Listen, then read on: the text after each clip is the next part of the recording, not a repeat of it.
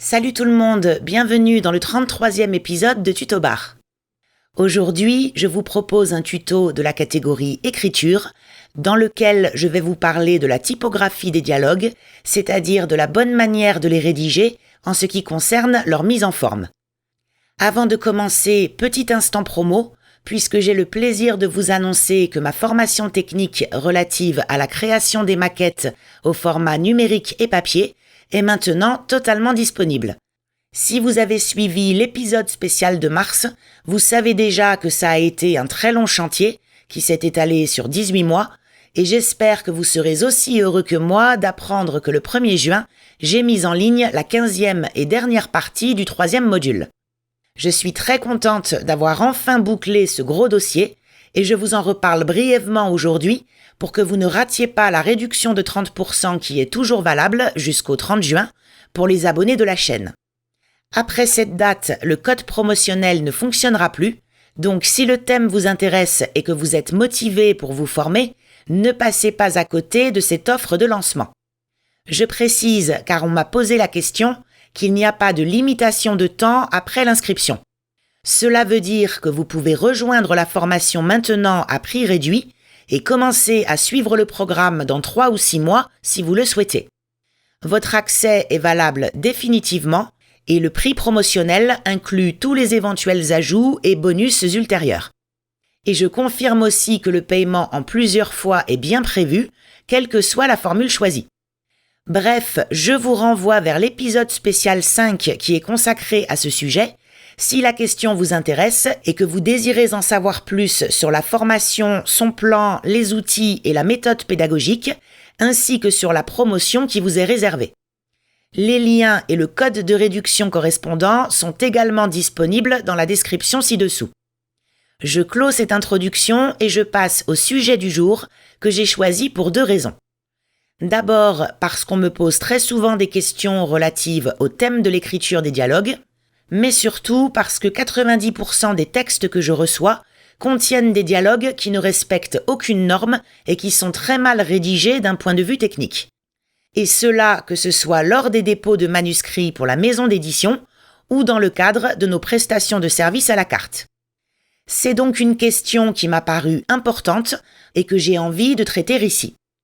Alors qu'on soit bien d'accord, il ne s'agit pas des dialogues sur le fond, c'est-à-dire du ton employé ou de la crédibilité de ce qui est raconté, mais bien de la façon dont ils sont rédigés dans le document. En d'autres termes, je vais vous parler de tirets quadratins, de guillemets, d'espaces insécables et de ponctuation. Et je vais me concentrer exclusivement sur les règles éditoriales relatives au français standard de France. Par conséquent, pour les écrits publiés dans d'autres pays francophones, il peut y avoir des exceptions ou des différences. Comme il y a beaucoup d'éléments à voir et qu'on m'a parfois reproché la longueur de certaines vidéos, je vais découper celle-ci en 2 parties afin que chacune ait une durée raisonnable. L'épisode 34 sera donc la suite directe de celui-ci. Afin d'illustrer mes explications théoriques, je vais partir d'un exemple de dialogue tout bête que j'ai rapidement rédigé pour l'occasion. Il contient quelques répliques très banales échangées entre 2 personnages, ainsi qu'une ligne narrative en plein milieu.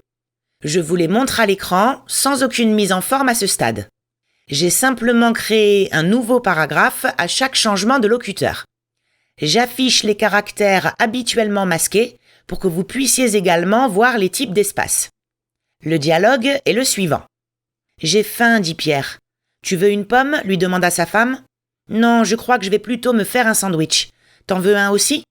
Il se leva pour ouvrir un placard. Marie soupira. J'aimerais bien, mais il n'y a plus de pain. Tu devais passer en acheter ce matin. Mince, j'ai oublié, répondit-il en regardant sa montre. La boulangerie ferme dans 5 minutes. Je me dépêche, ajouta-t-il en courant vers la porte. Comme vous le voyez, ce n'est vraiment pas le dialogue du siècle, mais ce qui est intéressant, c'est qu'on a de la narration au milieu, ainsi que des interrogations et exclamations. Nous allons donc pouvoir évoquer quelques situations particulières. D'abord, nous allons parler de tout ce qu'il ne faut pas faire dans un dialogue, puis je vous montrerai les bonnes pratiques à adopter. Pour commencer, oubliez les caractères suivants que je vous affiche à l'écran. Je les ai répartis entre les répliques et ils sont marqués en rouge. Vous avez les puces automatiques qui sont généralement assorties de retraits de première ligne incorrects, les traits d'union et les tirets demi-quadratins. Je vois très souvent des textes qui utilisent l'une ou l'autre de ces mises en forme et elles sont totalement à proscrire. Les puces automatiques ont d'autres usages dans certains types de documents, mais ne doivent pas être employées en dialogue. Le trait d'union sert exclusivement dans les mots composés comme peut-être.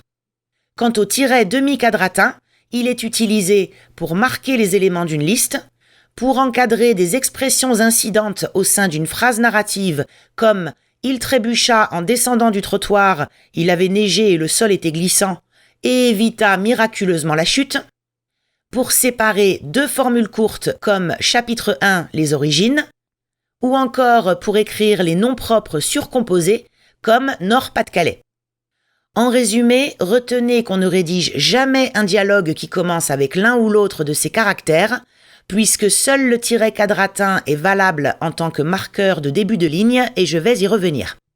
Attention, certaines maisons d'édition récentes ont pris l'habitude d'utiliser des demi-quadratins à la place des quadratins, pour une raison qui m'échappe un peu, ce qui crée de la confusion entre les dialogues et les listes. Donc vous pouvez de temps en temps tomber sur un livre qui n'applique pas les bonnes normes, mais ça reste heureusement assez rare et je vous conseille vraiment de ne pas suivre cet exemple. Ensuite, oubliez aussi tous les guillemets qui ne sont pas valables en français standard pour un dialogue de premier niveau. Je parle des guillemets anglais simples, des guillemets de second niveau, qui sont en fait des guillemets anglais doubles, et je vais également revenir plus loin sur la définition de ce second niveau, des guillemets droits, des crochets, des symboles supérieurs et inférieurs, et des apostrophes employées comme guillemets alors que ce n'est pas du tout leur usage. Je précise que j'ai vu ces diverses manières de procéder dans de nombreux textes, donc je parle vraiment d'utilisation réelle et plus ou moins fréquente selon le cas.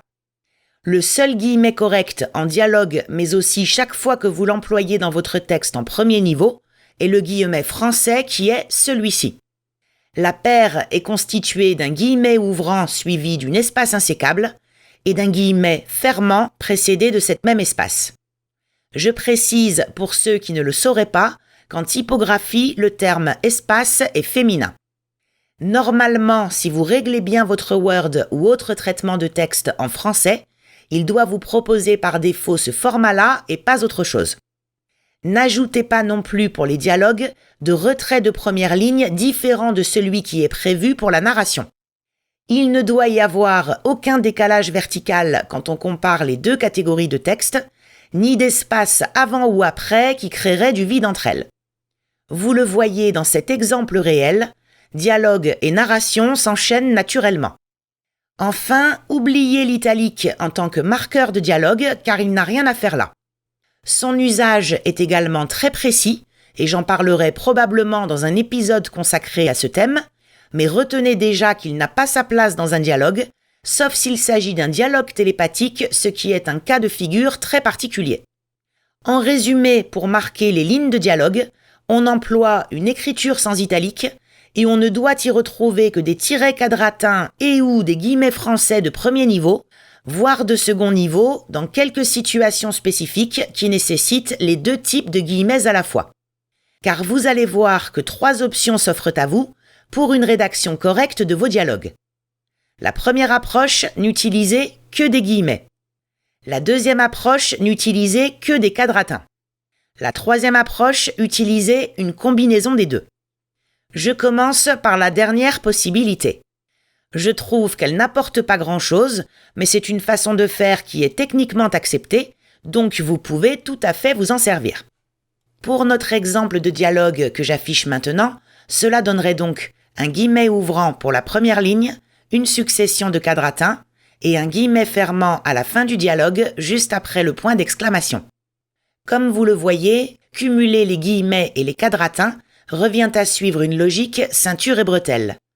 Vous pouvez le faire, mais c'est une méthode qui est finalement employée de façon modérée quand on consulte toutes sortes de romans, y compris des éditions anciennes de titres publiés il y a plus d'un siècle. Ensuite, entre les deux autres approches, celle que j'aime le moins est la méthode des guillemets seuls, et c'est aussi la moins courante des deux dans l'édition professionnelle. Là, attention aux subtilités de placement, puisque les guillemets doivent systématiquement encadrer les parties orales, en excluant les portions narratives, mais en incluant les incises. Dans notre exemple, cela donnerait cette version du dialogue. Dans certains livres, vous verrez que les changements de paragraphe disparaissent carrément et que les lignes de dialogue s'enchaînent dans un même bloc, ce qui rend la compréhension beaucoup plus difficile pour le lecteur. Notez bien que si vous choisissez les guillemets seuls, vous allez un peu vous compliquer la vie durant l'écriture, puisque vous allez devoir faire la distinction entre les retours à la narration et les incises en dialogue.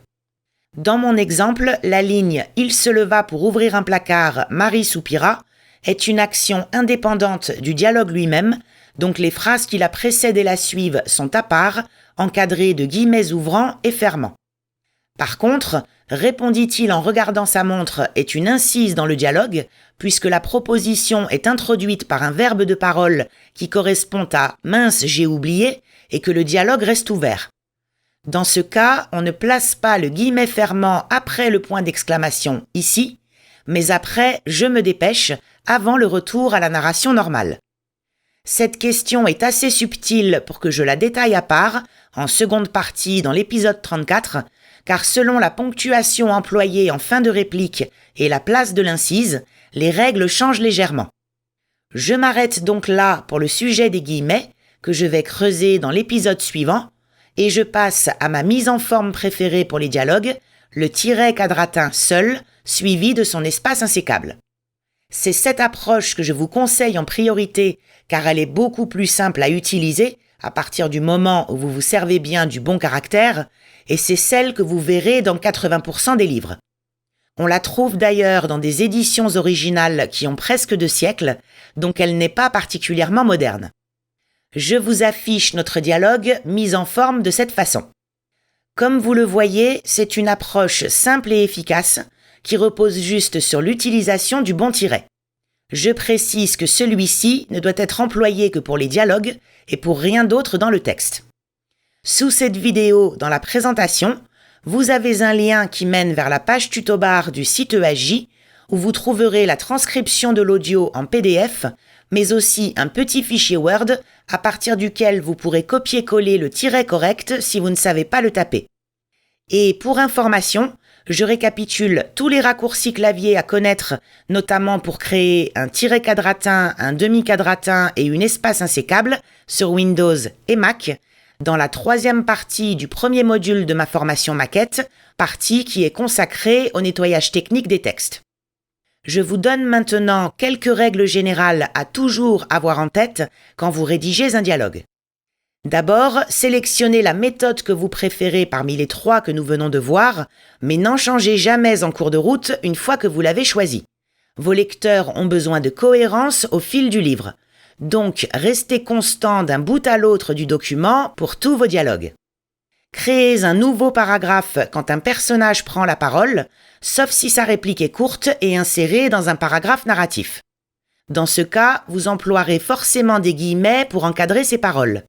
Sinon, introduisez la conversation par un double point et lancez le dialogue dans le paragraphe suivant. Placez correctement vos incises, le plus tôt possible dans la phrase ou à la toute fin, pour qu'elles soient réellement utiles et pour que le lecteur fasse naturellement la différence entre parole et narration, tout en sachant qui parle. Ne faites jamais commencer vos incises par une majuscule, même si la phrase orale se termine par un point d'interrogation ou d'exclamation. Comme vous le voyez dans « Mince, j'ai oublié », répondit-il, il n'y a pas de majuscule sur le R. Attention, la plupart des traitements de texte passeront leur temps à vous signaler des erreurs qui n'en sont pas et à vouloir automatiquement remettre des majuscules, donc soyez vigilants. N'abusez pas des incises. Elles doivent juste permettre de savoir qui parle et préciser éventuellement un état d'esprit, une intention ou un geste associé, comme dans la phrase « répondit-il en regardant sa montre ». Rien de plus énervant qu'une longue suite de « dit-il »,« répondit-elle », etc. Vos lecteurs doivent simplement être guidés pour éviter toute confusion entre les protagonistes, mais sans excès de verbes de parole. Par exemple, si votre dialogue est bien amené et que le contexte est clair, vous n'avez pas besoin de faire suivre un point d'exclamation par l'expression « cria-t-il ». Le ton est évident et le verbe n'apporte rien au lecteur si ce n'est une impression d'infantilisation. C'est avant tout la finesse de votre dialogue qui va donner les clés de l'état d'esprit de vos personnages. Dans l'absolu, il est tout à fait possible de rédiger un roman complet sans aucune incise, en introduisant les prises de parole par des lignes narratives bien choisies.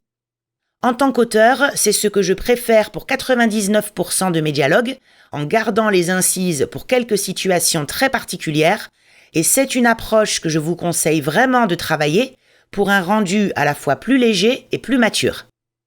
Dans les textes à la première personne, évitez les incises archaïques. Si votre récit se déroule au XVIIIe siècle et que vous avez choisi une plume correspondante à l'époque, vous pouvez éventuellement écrire « rétorquai-je » à la fin d'une ligne de dialogue. Mais si votre roman est moderne, cela donne à la phrase un aspect pédant et un peu ridicule, et vous allez perturber l'immersion de votre lecteur dans le texte. Dans ce type de cas, revoyez votre manière d'introduire le dialogue de façon à supprimer complètement l'incise. Enfin, de façon plus globale, utilisez les dialogues à bon escient. Ils doivent toujours faire avancer quelque chose dans votre roman et n'ont aucun intérêt s'ils sont juste placés là pour faire du remplissage. Ils doivent souligner une action, apporter des explications de fond, éclairer les intentions d'un personnage, etc. Bref, ils doivent être percutants et donner du sens au récit d'une façon ou d'une autre. Si leur contenu est insignifiant comme un simple échange de salutations, préférez systématiquement la narration et résumer ce qui est dit, par exemple en écrivant « Ils se saluèrent en échangeant quelques banalités » plutôt qu'en rédigeant les banalités elles-mêmes. En d'autres termes, la présence et la mise en forme de vos dialogues doivent à la fois servir le récit, guider intelligemment le lecteur et apporter de la clarté, tout en se faisant oublier. Je m'arrête ici pour cette première partie, qui est déjà très longue et qui vous donne l'essentiel à connaître pour écrire des dialogues bien présentés. Dans l'épisode 34, qui sera la suite directe de celui-ci, je reviendrai sur tout un tas de détails relatifs à l'usage des guillemets dans les dialogues. Car même si ce n'est pas ma méthode favorite, vous avez parfaitement le droit de la choisir et il est important que vous sachiez bien l'utiliser. Je parlerai notamment de leur emploi dans les longues prises de parole ininterrompues, de la bonne ponctuation des incises en fonction de leur place dans la phrase quand on construit ces dialogues avec des guillemets, et de la question des guillemets secondaires. Mais j'irai un peu plus loin, en évoquant aussi la mise en forme des citations et de la narration quand elle contient des expressions entre guillemets. Et enfin, nous verrons les apartés au sein des dialogues, plus quelques autres cas de figure particuliers. Bref, pour tous ceux que ça intéresse, je creuserai le sujet plus profondément.